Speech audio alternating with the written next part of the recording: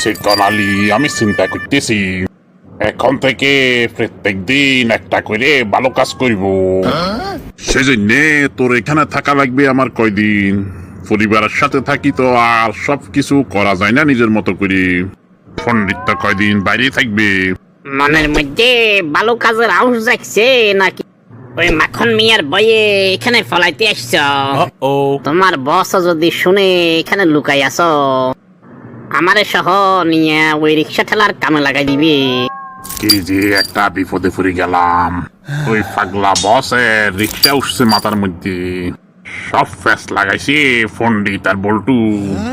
বাঁচার জন্য আমি মাখন মিয়ারে নিয়ে আসি ওইখানে বিপদ।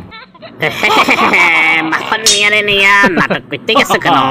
নিজের ফেসে তো তুমি নিজে আটকাইছ। এখন আর কুদ্দুস চাচার থেকে খাজ্জানি চুলকানির ওষুধ নিয়ে গ্রামে যাই বিক্রি করা ছাড়া তোমার কাছে বিকল্প কোনো রাস্তা খোলা নাই।